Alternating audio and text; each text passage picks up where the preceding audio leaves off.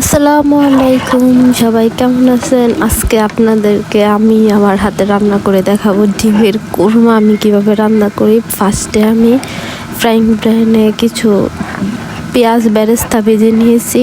পেঁয়াজ বেরেস্তা ভাজা হওয়ার পরে এই তেলের পেঁয়াজ বেরেস্তাগুলো ভালো করে উঠায়া এই তেলের মধ্যে আমি ডিম ভাজবো। আসলে আমি করতেছি তো, আমরা তো মানুষ অনেক কম, এই জন্য তিনটা ডিমেরই কুরমা করব, তাই তিনটা ডিম ফার্স্টে আমি ভেজে নিয়েছি। আমি কিন্তু সিদ্ধ করে তারপরে ভাজছি আর কি। ডিম ভাজা হয়েছে পরে এটার মধ্যে একটু তেল ঘি অ্যাড করছি। এটার মধ্যে আমি পেঁয়াজ দিছি, তারপরে দিছি আদা বাটা, রসুন বাটা, মরিচের গুঁড়া, ধন্যার গুঁড়া, হালকা একটু জিরার গুঁড়া, খাল গুঁড়া, তেজপাতা, যা যা গরম মশলা আছে সব কিছু একটা দুইটা অল্প অল্প করে দিছি। দেওয়ার পরে ভালো করে মশলাটা কষায় নিলাম। কষায় নেওয়া হয়েছে পরে এটার মধ্যে আমি কিন্তু কষানোর মধ্যে অল্প পানি ব্যবহার করছি। একটু কাঠবাদাম দিছি, আপনারা চাইলে কাজু বাদামও দিতে পারেন। আমাদের বাসায় কাঠবাদাম ছিল, এই জন্য আমি একটু কাঠবাদাম বাটা ইউজ করছি। তারপরে আমি এটার মধ্যে আপনার দুধ দিছি আর কি, লিকুইড দুধ দেওয়ার পরে ভালো করে নাড়াচাড়া কইরা একটু বলো করছে পরে এটার মধ্যে ঢাকনা দিয়ে ঢেকে দিয়েছি। ভালো করে নাড়াচাড়া করে দুধটা মিক্স করে ঢাকনা দিয়ে ঢেকে পর আপনারা চাইলে এটার মধ্যে টক দইও দিতে পারেন দুধের সাথে। আমার বাসায় টক দই ছিল না, এই জন্য আমি টক দইটা দিতে পারি না, স্কিপ করছি। আপনাদের বাসায় থাকলে আপনারা টক দইটার মধ্যে দিতে পারেন।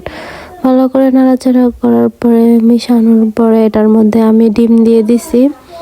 ডিম দেওয়ার পরে ডিমগুলা দিয়ে ভালো করে নাড়াচাড়া করে একটা ঢাকনা দিয়ে ঢেকে দিছি। ঢাকনা দিয়ে ঢেকে দেওয়ার পরে বলক ওঠার পরে আমি এটা ঝোলটা যখন একটু গাঢ় হয়েছে তখন আমি নামিয়ে দিয়েছি। নামিয়ে দেওয়ার আগে কিন্তু আরেকটা কথা বলতে ভুলে গেছি, পেঁয়াজ যে বেরেস্তা করে রাখছিলাম ওইটা পরে আমি লাস্টে হাত দিয়ে গুঁড়ো করে তারপরে পেঁয়াজ বেরেস্তাগুলা দিয়ে দিছি।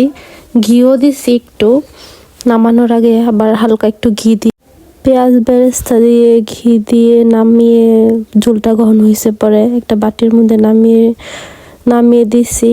নামিয়ে রাখার পরে আমার ডিমের কোরমার ফাইনাল লুক আপনারা সবাই দেখবেনই। আবার একটু আপনারা চাইলে লাস্টে নামানোর আগে একটু হালকা একটু কাঁচামরিচ দিতে পারেন। আমি ফার্স্টে কাঁচামরিচ দিচ্ছি, আপনারা চাইলে একটু কাঁচামরিচটা দিতে পারেন যারা একটু টক ঝাল।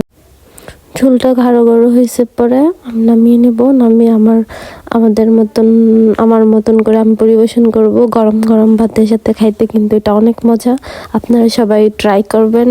আর আমার কথা বলার মধ্যে কোনো ভুল হইলে আপনারা সবাই আমার ভুলটাকে ধরিয়ে দিবেন। আসলে প্রথম তো এই জন্য, আস্তে আস্তে ঠিক হয়ে যাবে। আরো পারফেক্টভাবে কথা বলার চেষ্টা করব। যাই হোক, সবাই ভালো থাকবেন। আল্লাহ হাফেজ।